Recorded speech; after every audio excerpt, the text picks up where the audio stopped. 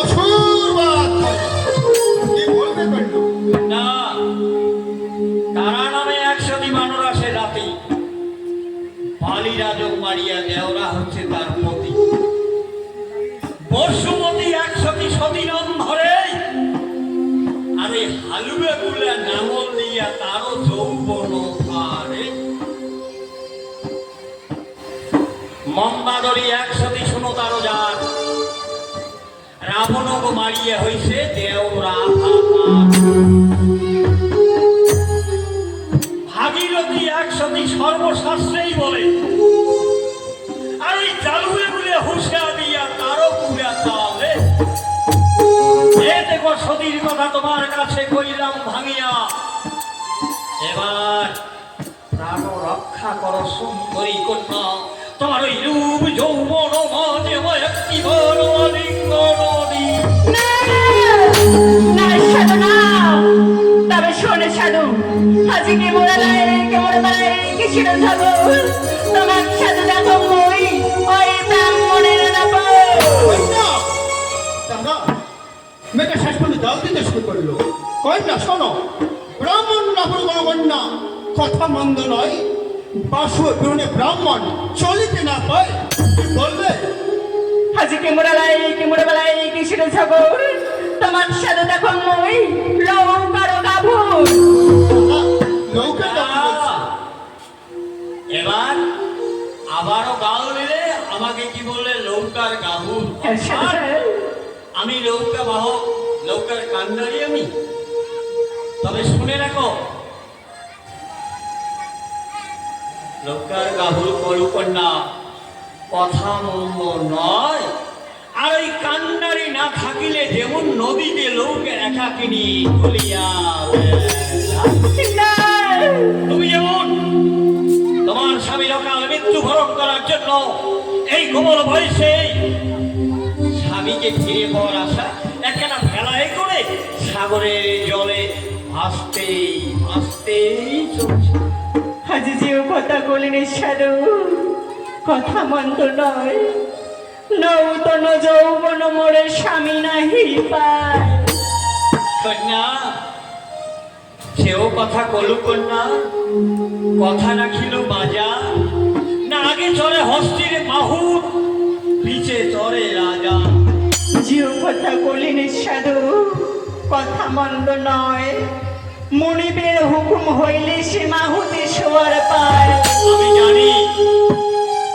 আমি জানি কন্যা, মনিবের হুকুমের বাইরে হস্তির মাউত কখনো মাউতারি করতে পারে না।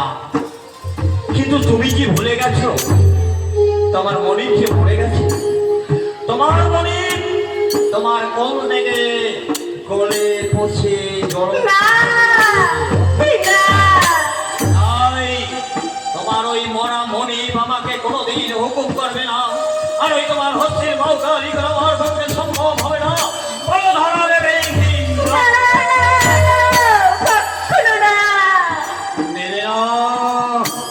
ভগবান, এখন আমি কি করি? হ্যাঁ, নির্দিষ্ট সেবা করে কি ধর্ম লাইবে সাধু। তবে শোনে সাধু, আজ তুই সাধু ধর্মের বাপ, ভেলায় মোরে না দৃশ্য মই নারী কলঙ্কিনী, চলে ভাসি জাগার পড়ারে শোভা। দাদা এখন কি হবে? দাদা বলো। মেয়েটা 7 দিন যাবত বাক্য পাঠন করে ফিরে গিয়ে তোমাকে ধর্ম দেয় দিয়েছি। এখন তুমি ধর্ম সংকটে পড়েছো, ধর্ম রক্ষা করতে হবে দাদা। ধর্মের আর নিজের পাশ, তাই বলছি দাদা, মেয়েটাকে জলের মধ্যে ভেসে দিয়ে আমরা আপনার পিতৃ গৌরবের দেশে যাই।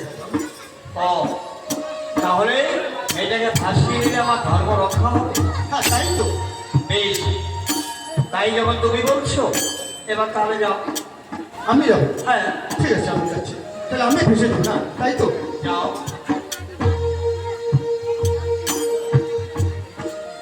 মেয়েটা 7 দিন যাবৎ নদীর ঘাটে আমার সাথে বাদ বিসম্বাদ করছে, কিন্তু তার আসল পরিচয় না নিয়ে সে ছেড়ে দেওয়া কি ঠিক হবে?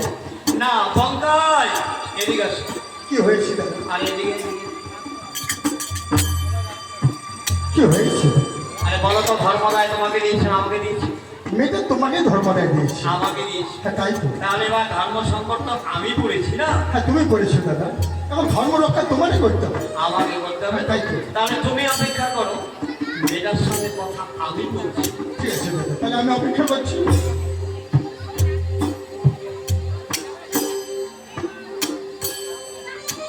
না, সপ্তদিন যাবৎ বাদ বিসংবাদ করে চলছ, ওই মুখেই তুমি অনেক কাল আমাকে দিয়েছ, শেষ পর্যন্ত আমাকে ধর্মরায়ের কথা বলি। হ্যাঁ, তাহলে এবার শোনো, তোমায় আমি কি বলছি। কন্যা, না বলিস বাপ, কন্যা না বলিস পিতা, না আমি কোনদিন আমায় রাখো সুচরিতা। আমাকে দেখা বললো তোমরা, আমি থাকি না। তবে শোনো শোনো, আজ মা দরদি সারেনি তুই সে বরাবর, যে বাপে জন্ম দিছে সে বরাবর, যে গুরু শিখাইছে তারা হস্তিতে ধরি, তার মুন্ডে মারি আজি ওই পারিবার বাড়ি পারিবার বাড়ি। কন্যা,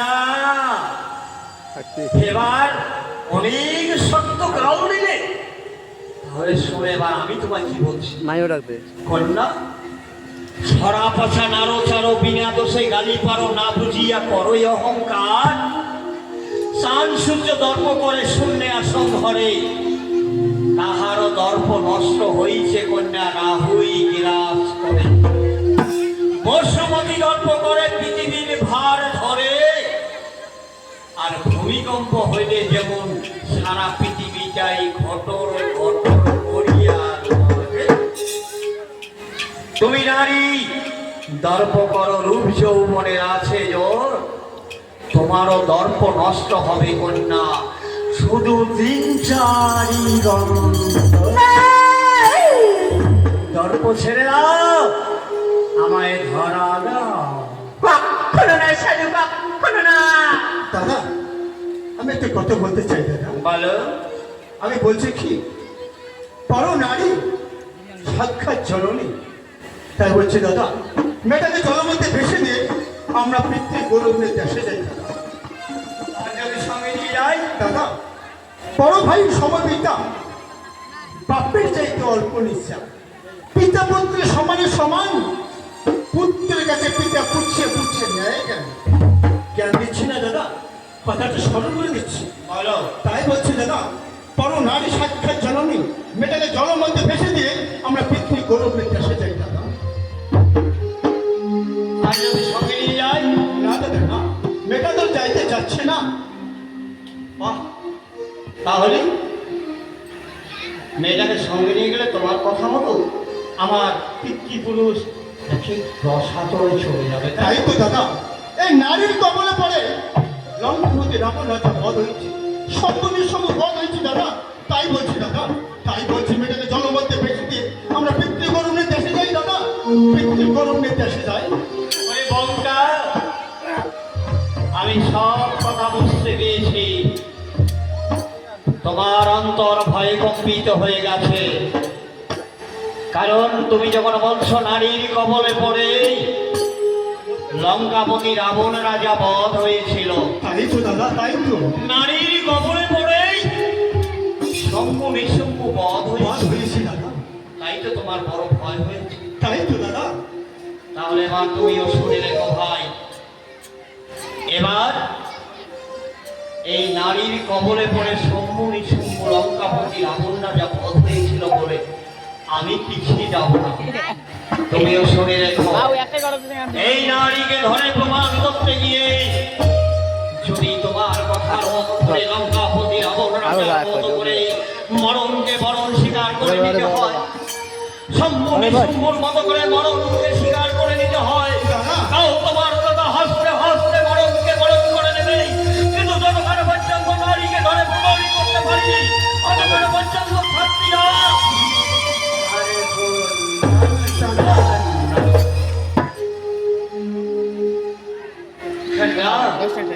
সময় আছে ধরা দাও। দশটায় আছে 10টা না সাধনা দেবে না?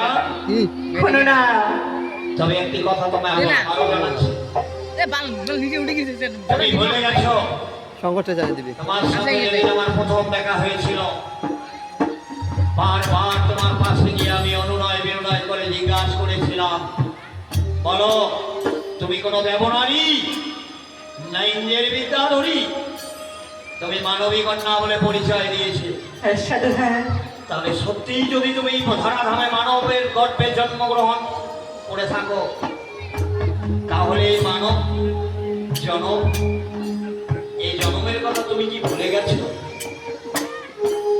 শাস্ত্রে আছে যে মানব জনম বড় দুর্লভ, জনম বড় সাধের জনম।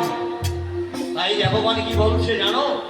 মানব দুর্লভ জনম সকল জনমের সার, দেব আদি বাঞ্ছা করে এই মানব হইবা। তাহলে তুমি মানব কুলে জন্মগ্রহণ করে মানব দেহটাকে দুর্লভ জনম না করে এই অকালে তুমি কেন কমল বয়সে একটা নেতার জন্য নিজের জীবনটাকে বিনষ্ট করতে চলছ কন্যা?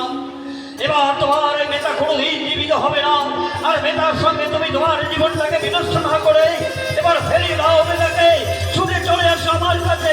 এই ধরন হবে তোমার মানব জনম আমি দুর্লভ জনম বলে বলি। না সাধনা তা শোনো না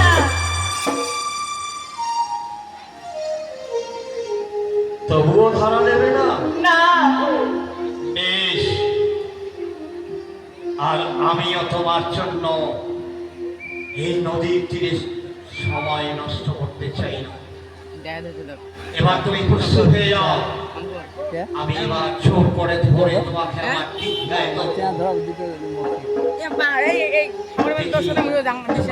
রক্ষা করে। তাই বলছি এবার প্রস্তুত হয়ে যাও কন্যা, প্রস্তুত হয়ে যাও।